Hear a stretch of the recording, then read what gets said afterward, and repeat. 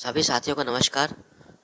साथियों, आप सभी का स्वागत है हमारे इस प्लेटफॉर्म पे, जहां पर वर्तमान में बीएड टेट 2011 शिक्षक भर्ती 72,825 के संदर्भ में जो कंटेम्प्ट पिटीशन फाइल हुई है 837/838/2023 में जो भी घटनाक्रम हो रहा है और जो सत्य और ऑथेंटिक जानकारी है वो आप तक पहुंचाई जाए।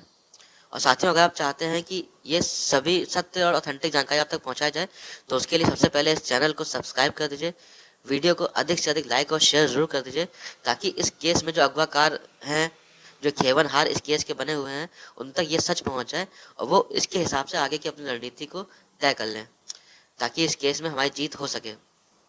तो साथियों, बात करता हूँ कि ऐसा क्या हुआ कि इस भर्ती में 10 फरवरी 2026 के बाद से अचानक भूचाल आ गया। तो साथियों, मैं सबसे पहले बताना चाहता हूँ कि जो लिस्ट आई है 16,470 की जो लिस्ट बनी है, या जो भी लिस्ट 14,000 समथिंग की बनी है, उस लिस्ट में जो है सबसे पहले इस लिस्ट का ही कोई निस्तारण होगा, उसके बाद यह प्रक्रिया आगे बढ़ेगी। लेकिन हमें ये देख रहा हूँ कि पिछले 10 तारीख के बाद से इस केस में कहीं ना कहीं जो हमारी पकड़ बहुत मजबूत थी, जो 16,000 वाली लिस्ट थी, जो 14,000 समथिंग वाली लिस्ट थी, उनकी पकड़ बहुत मजबूत थी और लग रहा था कि अगली 1-2 तारीखों में जो है नियुक्ति का आदेश होने की संभावना है, कि सरकार को विचार करने के लिए बोला जाएगा कि कंटेम्प्ट पिटीशन का डिस्पोज ऑफ हो सकता है। और डिस्पोज ऑफ इस तरह से होता कि जो ये लिस्ट आ गई, इनको आप जो है कंसीडर करके लाओ। लेकिन साथियों, मैं देख रहा हूँ कि 10 तारीख के बाद से इस केस में जो है वो पूरी तरह से उथल पुथल मच चुका है, तितर बितर हो गया है। जो पिछले 3 साल की कंटेम्प्ट पिटीशन की लड़ाई थी वो पूरी तरह से कहीं ना कहीं कमजोर पड़ती नजर आ रही है। अब उसके पीछे का मुख्य कारण क्या है? जो भी मेरे साथी 16,000 वाली लिस्ट में या 14,000 वाली लिस्ट में होंगे, उन तक मैं ये बात पहुंचाना चाहता हूँ कि आप खुद देखिए कि मेन दिक्कत हो कहाँ रही है, कहाँ से दिक्कत आ रही है। तो दिक्कत सबसे पहले यहाँ से आ रही है कि पिछली 2 डेटों से माननीय न्यायालय के अंदर जो कुछ भी घटनाक्रम हुआ उसकी वीडियो रिकॉर्डिंग बाहर नहीं आ पाई, और तभी से जो है ये अफरा तफरी मच गई।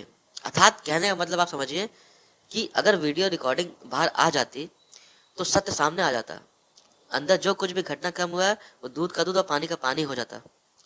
लेकिन ऐसा क्या कारण हुआ कि 2 बार से वीडियो रिकॉर्डिंग बाहर नहीं आई है? और जब से ऐसा हुआ तब से इस केस में बहुत ही अजीबोगरीब तरीके से मोड़ लिया है। जो नाव एक सीधी दिशा में जा रही थी, अपनी सफलता की तरफ अग्रसर थी, अचानक से वो डगमगा जाती है और कहीं ना कहीं मामला अब जो है बहुत ही क्रिटिकल हो गया है। बीएड टेट 2011 के 72,825 वाले केस फाइल करने वाले पिटिशनर्स के लिए।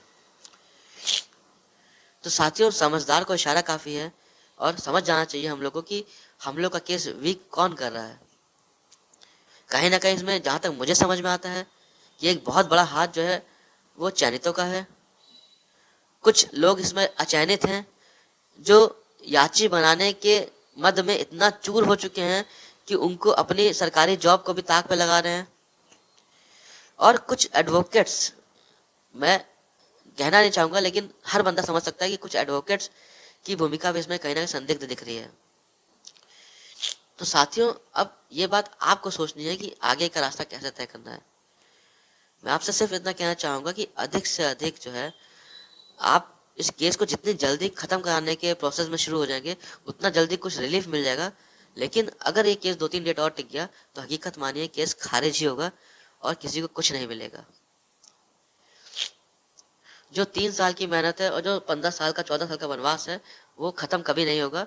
और अंततः यही होगा कि इस केस के खत्म होने के बाद कुछ बीएड टेट याची नेता जो है वो लाखों में खेल चुके होंगे, कुछ नेता लोग इसमें जो है वो करोड़ों में खेल चुके होंगे, जिनकी संख्या मात्र 20, 25, 30 से ऊपर नहीं है होगी।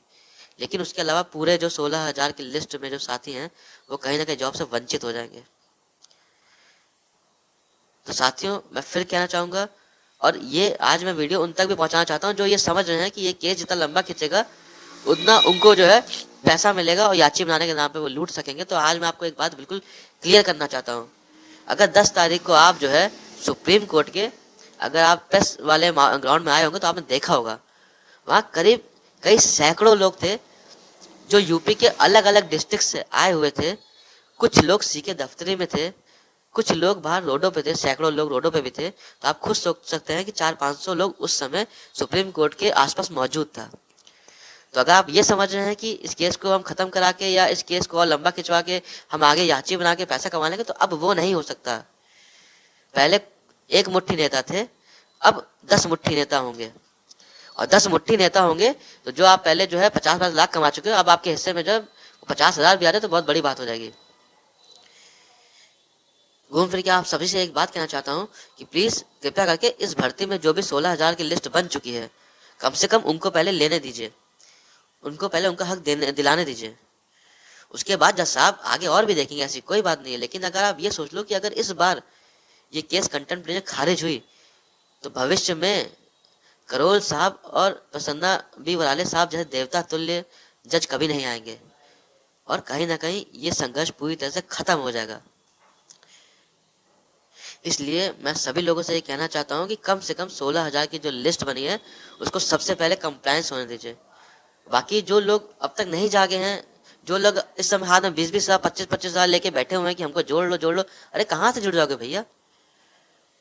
जब सुप्रीम कोर्ट बोल चुकी है कि 16 तारीख मध्य रात्रि 12 बजे तक जितने लोग जुड़े हैं अभी हम केवल उन्हीं को कंसीडर करेंगे, तो आप क्या इस समय लेके बैठे हो?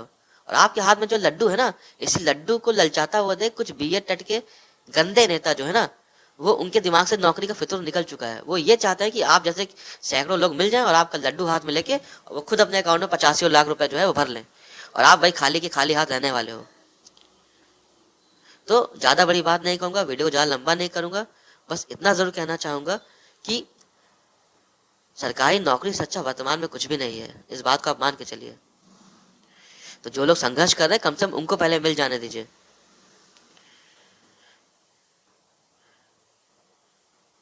धन्यवाद साथियों। अब आगे मैं क्या कहूँ, आप लोग खुद समझदार हो, और कृपया करके आपके जो भी अगवाकार नेता हैं उन तक अपनी बात जरूर पहुंचाएं, और कोशिश करें कि इस भर्ती को 1 या 2 डेटों में डिस्पोज ऑफ करा दें। मतलब कहीं ना कहीं कोर्ट के द्वारा निर्देश दिलवा दें सरकार को कि जो ये लिस्ट बनी है 16,000 समथिंग की, इन पे आप जो है कंसीडर करके हमारे पास आओ, एक टाइम बाउंड ऑर्डर करवा दें। वरना अगर 2 से 3 डेट से ऊपर ये केस निकलेगा तो केस पूरी तरह से खारिज हो जाएगा और किसी को कुछ भी नहीं मिलेगा। एट द एंड क्या होगा, कुछ बी एड टेट के फिर नेता जो हैं वो लखपति बन जाएंगे, कुछ करोड़पति बन जाएंगे। चंद लोग हैं, ज्यादा लोग नहीं है, 40-50 लोग भी नहीं है। लेकिन बाकी के जो हजारों लोग बैठे ना, वो कहीं ना कहीं सरकारी जॉब से वंचित हो जाएंगे। धन्यवाद साथियों, मिलता हूँ आपसे अपने अगले वीडियो में। तब तक के लिए जय हिंद।